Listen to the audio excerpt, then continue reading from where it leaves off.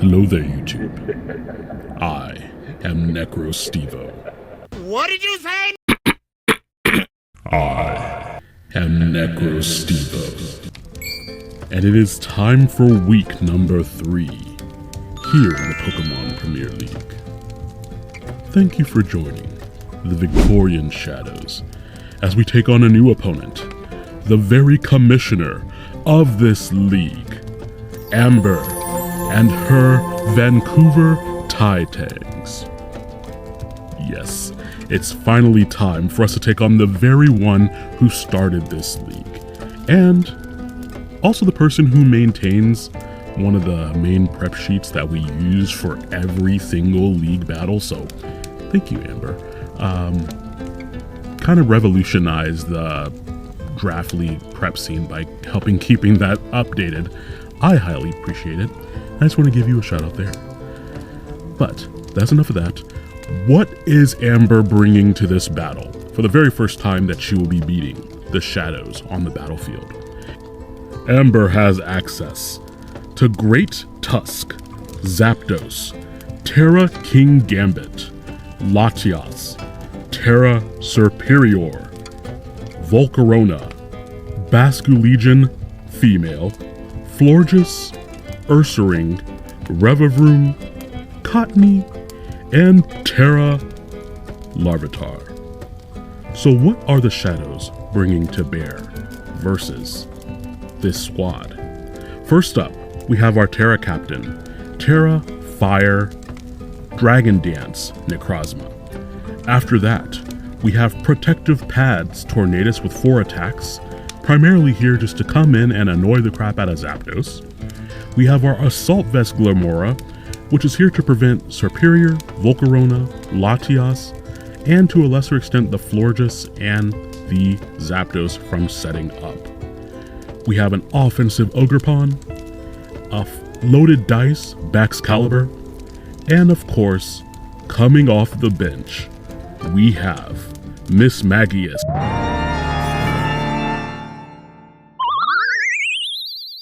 Rocking Terra Fairy with Nasty Plot, Will-O-Wisp, Shadow Ball, and Draining Kiss. So hopefully we'll get a chance to give those Pokemon a little bit of love with a Draining Kiss and keep Miss Magius' HP nice and healthy. But if we don't end up tearing it, we do have Terra Fire Necrozma.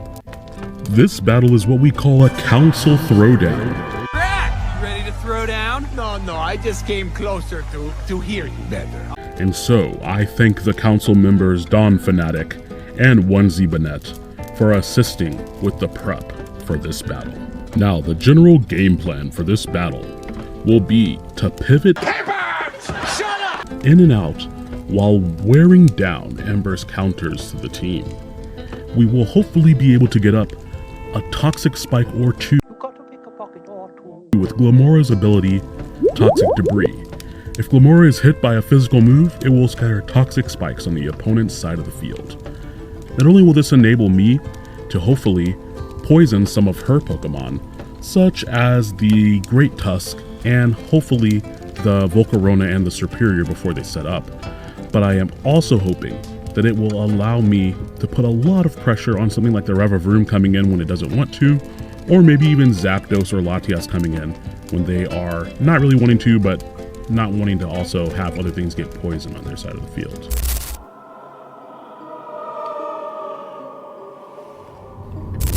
Alrighty, so thank you for checking out my brief little team builder there, and let us take a look at whom Amber has brought to this battle. We can see that there is an Ursaring, Great Tusk, Terra Water King Gambit, Terra Rock Superior, Zapdos, and Latias. Up against this squad, I knew that I had the speed advantage, barring Scarf on Latias or Zapdos. Superior could also be Scarf, but I did not anticipate that, given my many resistances to grass on this team. Now we are going to lead out with the Tornadus because, barring anything besides the Zapdos leading out, we're going to get a free knockoff on something. And remember, the game plan is to get those toxic spikes up and get some things poisoned so that our other Pokemon can clean up. And oh, by the way, I forgot to mention earlier, but Baxcalibur does not have Dragon Dance. Oh man! With this squad this week, I decided to go with Icicle Spear, Scale Shot, Earthquake, and Ice Shard. So it has no way of boosting its attack. That was a little bit of a trade-off because I wanted the priority for those faster Pokemon like the Latios, and the Zapdos, and the Serperior, and to a lesser extent, the Great Tusk, which I do outspeed, but if she gets a rapid spin-off, then she would be faster than me. So I didn't know if I would have an opportunity to Dragon Dance with impunity. I did also consider Swords Dance for this battle, so there were a few different considerations on Baxcalibur. But Amber, it is time to start our fight. And so both of our birds enter the field. Here she goes. 2 legendary birds we have here, Tornadus Therian versus Zapdos, and we have to get the Heffel out of here. What the hell is a Huffle? Number 1, if Zapdos is offensive, then it could very easily be Scarf and just blow me out of the sky. But number 2, I also don't want to take anything weird like a bulky Zapdos Thunder Wave or something like that. So we're immediately going to go out to our Assault Vest Glimmora, and I am surprised to see Volt Switch on Zapdos. I thought for sure that Amber would be worried about Crocodile coming in on Volt Switch and run U-Turn instead. And U-Turn, being a physical move, will be another way that I could activate my Glimmora's Toxic Debris. Now, Great Tusk comes in, and I really don't have another switch besides my Mismagius, which is very telegraphed here. However, I gave it enough HP investment to never be 2-hit KO'd by Ice Spinner. That damage does look very offensive, which is very good knowledge. But that also means I probably don't want to take a follow-up move here. Now, thinking that my opponent could very easily swap out or go for a coverage move, I decided to double back out to Tornadus, expecting my opponent to go out to their Ursaring here. The reason for that is that Ursaring, being a normal type, is immune to my ghost type moves, and if it has Eviolite and Guts, that means that it won't take any damage from Fairy, and it would love to get burned to activate Guts. So I went back out to my Tornadus expecting that, because now I can go for knockoff, and if the Ursaring stays in, it loses its Eviolite. If she swaps out to Zapdos, then we get rid of those heavy duty boots. And also that will help me confirm what type of Zapdos this is, like if it were a Choice Scarf or something like that. Now, I really do wish I stuck with my original game plan here, because originally I had Crocodile with Stealth Rocks, and that would have meant I would have gotten the Stealth Rocks up by this point, and Zapdos would have probably still lost its heavy duty boots at some point. Now, at the risk of repeating ourselves, we are going to go back out to Glimmora on the Zapdos, going for, once again, Volt Switch, and going right back out to her Great Tusk. At the risk of repeating ourselves, I also refuse to use that nickname because it just cannot leave my lips at this time. But Great Tusk, I predicted that she would not go for the ground move, and so I stay in, and I was like, I'm getting up a layer at Toxic Spikes, gosh darn it. Gosh darn it! And I do call that right. Ice Spinner is not enough to KO Glimmora because of my just general natural bulk on there. This is mostly a specially defensive Glimmora, not so much an HP invested Glimmora. But that is great, because now that that is up, we are now in the driver's seat. Now here, I think my opponent expected me to swap out, expecting them to go for the ground move now, but I was like, I'm just gonna stay in and hit this Great Tusk. And yeah, that works out great, because I went for the coverage move thinking that they were expecting me to go out to my Mismagius. And so I didn't expect King Gambit specifically to come in. I just went for Earth Power because that was good neutral coverage against the team, and I figured that Zapdos wasn't coming in. I was briefly worried there because King Gambit does get Defiant for an ability, and I got a special defense drop. Now here, I did swap out expecting a Sucker Punch. I did not want to lose my Glimmora this early in the battle, and I needed to get a status effect on this King Gambit. So if for some reason my rocks went down, I wanted to be able to get, not my rocks, my Toxic Spikes. If those went down, I needed to get them back later. Now here we do get Tornadus in, and that means I can go for a free offensive move. I know that the Zapdos is probably coming in, but I am chipping it down. With this Hurricane miraculously hitting, we're able to bring it down to almost half HP, which means it's kind of pressured into roosting. Now, everyone, remember last week when I knew that Clodsire was pressured into recovering its HP? Pepperidge Farm remembers. And I took that opportunity to swap in Baxcalibur. And what do you know? Here comes S-Death, the Baxcalibur. It is time for some major action here on the Ice-type moves. Now, unfortunately, Amber Zapdos does hit itself in confusion on that turn. But Pepperidge Farm ain't just gonna keep it to Pepperidge Farm self free of charge. I'm pretty sure it was either roosting or going for Volt Switch. Either way, Baxcalibur being in is great, because that would have also forced her out into one of her faster threats, like maybe the Latias at that point. Now I do go for Scale Shot here as she hard switches in the Ursaring. And Ursaring doesn't actually take as much as I expected here. This looks like it's a max HP Ursaring. After the poison damage, there is a chance that I could finish it off with an Icicle Spear or a Scale Shot. However, if I don't finish it off, my defense is lowered from the Scale Shot, so I would be risking taking heavy damage on Baxcalibur for functionally no reason. I am going to go out to Mismagius now, even if it goes for the Dark type or the Fighting type move. I have the Colbur Berry on Mismagius and I can take that move, and I can now hopefully set up on the Ursaring. Thinking that Ursaring was going to swap out, I go straight for a Draining Kiss, because I was like, maybe she's going to go out into something else at this point. But she actually just stays in and keeps on going for Body Slam. And I was like, okay, so maybe she was trying to call a double on my part. And I end up staying in and going for Nasty Plot and then getting a Draining Kiss off just to finish off the Ursaring after a little bit of kind of just sitting there and wondering what the heck Ursaring wanted to do. Now, King Gambit is a Pokemon that benefits from its teammates being KO'd. So that is one body for King Gambit. We need to keep track of these things because it is going to be powered up for every single one of its teammates that I finish off. So we need to make sure we stop the King Gambit from coming onto the field, and we need to make sure also that we're very careful about when we KO things. Now, Serperior enters the battlefield. Of course, it cannot Terra because the King Gambit is already Terra Water, and I wasn't really sure what to expect from it. I was thinking maybe Glare or just going straight for a Leaf Storm. Again, I am at a boosted special attack stat, but Light Screen functionally nullifies that. So wanting to not only stall additional turns of the Light Screen, but also just hopefully get some more poison damage off, we're just going to keep going for attacks here, because I wasn't sure if it was a Light Clay Serperior or if it was some other held item. Light Clay will extend the turns that Light Screen is active, and that means that there will be 8 turns instead of 5 turns where my special attacks are cut in half. Now right here, expecting for Amber Serperior to go for yet another Leaf Storm, I make the call to go out to Tornadus Therian once again, because I knew even at +2 I could take that hit, and then Serperior would die to the poison. So that's one victim of Glamora's Toxic Spikes here for the field, but that also means 2 bodies for King Gambit. For those of you who aren't really hip with the numbers, don't worry, this count will go all the way to the end.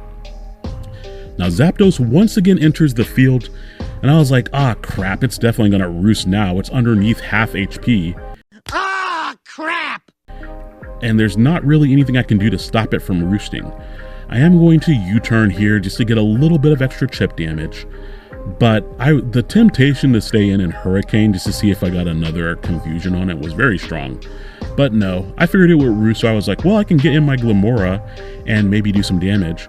But she actually does go for the Volt Switch, which means that the Zapdos' HP is not recovered, which is excellent. That means that Baxcalibur will be able to easily finish it off with an Ice Shard later on if needed. Now right here is what we call a turning point in the battle. Amber could very easily go for Rapid Spin, and I thought that that was way too obvious, and so I stayed in and went for Earth Power. And so not only does that do negligible damage to the Great Tusk, but I lose my Glimora, I lose my Toxic Spikes. You lose! Good day, sir! And now the Great Tusk has a +1 to its speed. The proper move there was to always go out to Miss Magius, because not only does that preserve the Toxic Spikes, that blocks the Rapid Spin, and even if Miss Magius got KO'd at that point, I could have just gone out to something afterwards that was faster than the Great Tusk because I would have blocked the Rapid Spin. So that was a massive misplay, and for that misplay I am rewarded as Amber misses a Mega Horn. There was a little bit of a roll there to KO. But after how many misses happened in last week's battle versus Vandy, I was just like, oh man, here we go again with these misses. However, we are not here on the Friday night with the boys, just sitting here going, duh. So I don't think we're going to have that many misses in this battle. Now, Latias does come in, and I was like, oh, so are we risking speed ties here, or are you just that fast? And the answer is Latias is very likely Scarf. I do just stay in and go for a U-turn and pivot out after taking that Draco. And here we have another 50-50. I could very easily go for Icicle Spear. If King Gambit comes in, it's not going to take very much damage. So I didn't want to risk missing, but I also didn't want to lower my defenses either. So that's why I went for Icicle Spear, and that turns out to be the okay play because Zapdos comes in and it gets KO'd. For those of you counting, that's now 4 bodies. 4. This King Gambit. The only things left are the King Gambit and the Choice Scarf Latias. Now, King Gambit comes in and you see that Supreme Overlord kick into fashion. And ladies and gentlemen, we are now in the end game. I was feeling very comfortable at this point because I was like, I'm just going to stay in here and get my damage on the King Gambit. It can either go for an attack and knock me out or try to set up some Swords Dances. And my Necrozma is so bulky that if it goes for Swords Dances, it will not be able to KO my Necrozma in one hit. So I figured that I had options at this point. Another thing I could have done at this point, I could have also swapped out and sacrificed something else and kept Baxcalibur at higher health. If Baxcalibur does not have a defense drop from Scale Shot, then it is able to take a Sucker Punch from the King Gambit as well. Now, not knowing the King Gambit's investment, I do decide to just take my damage here. And this also proves that it's a bulky King Gambit, because if it were not HP invested, I would have finished it off from that range of HP. Ironhead is unfortunately able to take down Baxcalibur. And fortunately though, the King Gambit's at really low HP, but look at that HP amount. If it had swapped in and taken the Toxic Spikes, it would be dead at this point. So that misplay is really coming back to bite me. I can't go out to Ogerpon or Miss Magius at this range because they will both die to Sucker Punch. I could go out to Tornadus or Necrozma at this range because they both have options that will not allow them to die to Sucker Punch. The Necrozma here, I can very easily Terra and then go for a setup move, and that'll help me avoid the Sucker Punch. And that really was the best move. I decided to Terra, and I went for the Photon Geyser, just trying to take my KO on the King Gambit. And I was surprised to see the Latias swap in. Really, the proper move there was to Terra and go for Dragon Dance. Not only would that have protected me from the Sucker Punch, it would have been resistant to the Iron Head, and because of my bulk, I know that I can take any 2 hits like Kowtow Cleave or Sucker Punch in that situation. But here we really chose the worst move because Latias gets to come in, and I was like, oh, is this Latias going to try to trick me? Or is it just going to try to drop a Draco? I'm not sure what it's going to do, but I need to make sure Necrozma stays healthy just in case for the King Gambit. So thinking that she was just going to drop a Draco or trick something to me, I go out to Miss Magius as I watch the light break through my darkness and Healing Wish this freaking King Gambit all the way back up to full HP. And this was super unfortunate because I really felt like I played the first part of this battle very well. And now the King Gambit is back and it's healthy. And now it's back and this King Gambit is just like, I'm king and they know it. When I come back with full HP, everyone's like, holy I'm hot and you're not. But if you want to hang with me, I'll give it one shot top that. So unfortunately, we're in a position, I have 4 Pokemon versus this King Gambit. Nothing wrong with me. And I'm trying to top that. I burn it, but does it matter? It sets up Swords Dance, and I am getting matter, because this thing should have been dead. I should not have played around with the switching. It would have been making up for the situation even, if I had just gone for the Dragon Dance, because I could have even gotten 2 Dragon Dances in that situation. Now right here, I do figure that my opponent is just going to go for the Kowtow Cleave, because there's no reason to go for 50-50s with the Sucker Punch. And so we are able to get a little bit of damage with Shadow Ball, and I was like, that's great. But now King Gambit is at +4, and there are 5 bodies on that floor. That is highly dangerous. This is basically the most effective you will ever see a King Gambit get, unless it manages to get another Swords Dance in here. Or, I don't know, heal its burn or something. But again, remember how low that thing's HP was. This thing should have been dead. Why was he holding a llama when he's supposed to be dead? Now, I was just going to keep on taking my damage, thinking maybe she's just going to keep on setting up. But Miss Magius ends up going down. And, man, how do I KO the King Gambit? Now, I had plenty of time here, so I did calc. Necrozma still takes a Kowtow Cleave or a Sucker Punch from this range. And so I was like, okay, well, I might as well try to go out to Necrozma and go from there. And I was like, oh, wait, if there's a chance that Tornadus might live a hit because this is a bulky-ish Tornadus. It has a little bit of special attack. It's a little bit of speed, or rather it has enough speed to outrun things like the Latios and the Superior, and so that allowed me to put a lot of extra HP points into it. And so the King Gambit would have needed to have a sizable attack investment at what is functionally +2 with 5 bodies to take out my Tornadus. So I was like, okay, I think I have 2 shots here. So right here, I do decide to try to go out into Ogerpon, because I was like, okay, maybe I can rack up some more burn damage. But that was stupid, because leftovers, right, is making the burn completely negligible. But that is why I made that swap. I was like, oh, I can get some more burn damage. I guess I was thinking of generation like 5 burn where it did more damage. I don't know.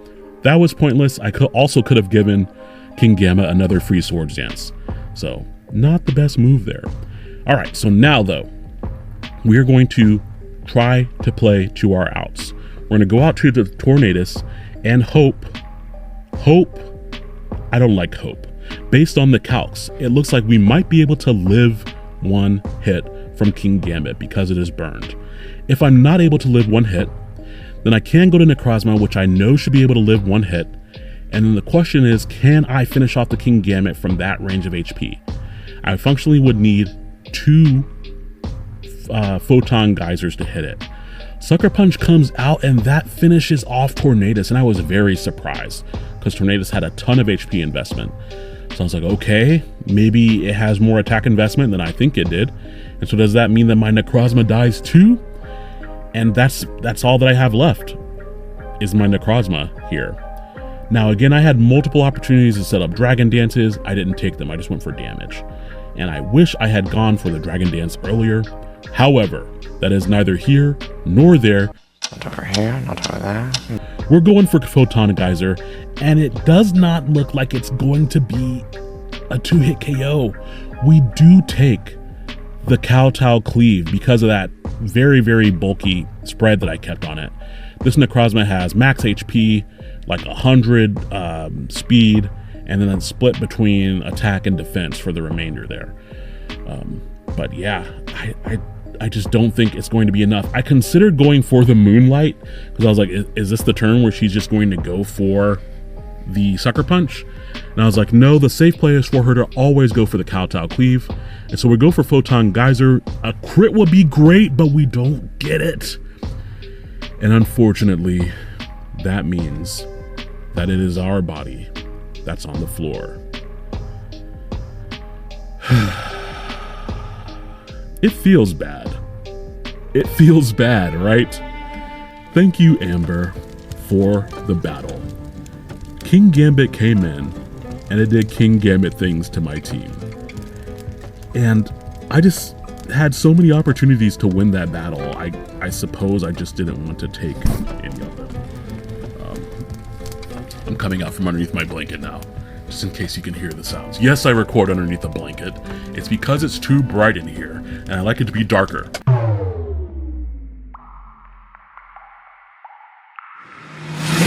That and it's a soundproof blanket. Thank you all so much for watching this week.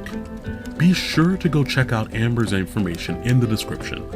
This is paramount because she's one of the commissioners of the PPL, so you probably should have already been subscribed to her. But if you aren't, you know what to do. In the meantime, what type of story does that even remind me of, right? Like, we played well early game, we got to the end, and then King Gambit was just like, checkmate, kind of. I don't know, like what, checkmate. Once I make my move, the queen will take me. Then you're free to check the king. You know, that kind of reminds me of the last time that I ate at an Olive Garden. And that truly was checkmate. Because Olive Garden, for those of you who are in the States, Olive Garden is like a C-tier family-style, quote-unquote, Italian restaurant. They're known for their endless breadsticks and salad bowls. And they are yet another victim of, boy, that used to be way better when we were kids, or however that looks. And so we had kind of had several bad experiences at Olive Garden, and so we had completely sworn them off, and we were going to go back there. This is back in like 2016, I want to say, maybe 2017. And wouldn't you know it, because of one of my customers at that time where I worked, they were very kind, and they got me a gift card to Olive Garden. And of course, I'm not one to look a gift in the mouth unless I need to check it for like some sort of weird mandibular issue. So I said thank you for that, and I went to my woman and I said, hey baby, we're going to Olive Garden. And she said, why? And that is the correct answer. And I said, it's because we have a gift card. So we went to Olive Garden. We went, the food was okay, it wasn't terrible. They tried to sit us by the bathrooms. And I was like, no, can we please have another table and not sit where you can literally smell like the bathrooms? And they're like, okay, go sit over here. And so they sat us like right by the bar. It was a table like maybe 5 feet from the bar. We eat our food. Waiter is kind. Near the end of the meal, my partner, her water was low in her glass. And our waiter thought that it would be appropriate to bring over a cup that I saw him pick up from another table. It was a kid's cup with a lip on it, the lid. And he brings the kid's cup over, uncaps it, and pours the kid's cup into my partner's water. And when I tell you, the way that we all watched him pour the homeless cup of water into her water, and then we all just had this moment where we just looked at it. Like, and I'm looking at him, looking at the cup, and I'm looking at Anna, looking at the cup, and then he's looking at me, looking at him, going, yeah, I just did that. And then he finishes pouring the kitty cup of water into her water cup, which it was a kid's cup of water. It didn't even fill up her water. But there's this beat where it's just like, yeah. And then he just walked off. So this man brought over a cup of water, which I clearly saw sitting on another table, and used it to refill my partner's glass of water. And then he came back later to pick up the tab, and he was like, oh, by the way, that was just like that cup of water hadn't been touched or anything, but the damage was done to my psyche. We were sitting there just going, why the hell did he just dump this random cup that was a kitty cup in here? Like, we're sitting right by the bar. I can see the pitchers of water over at the bar from where, like, and even the pitchers of the water were sitting here looking at this cup going, that's not right. I don't understand why he's doing that over there. So, hey, I still tipped him, okay? The tip was not as big as it would have been if he hadn't dumped a homeless glass of water into my partner's water. And needless to say, she did not touch the water after he did that. But that was truly checkmate for Olive Garden. Out of all the weird experiences that I've had at Olive Garden, after all the tour, I think it's called like the tour to Italy's I'd eaten there, and just having weird salad bowls with way too much dressing and bread snacks that'll just like be too tough. I don't know. We are now done with Olive Garden, and that is my final memory that I have to remember it by. And I just thought I'd share that with you all today for some freaking reason. So thank you all for hanging out for a little bit of NecroLore, and come back next week for week number 4 here in the Pokemon Premier League. I hope you all have a wonderful night. Goodbye.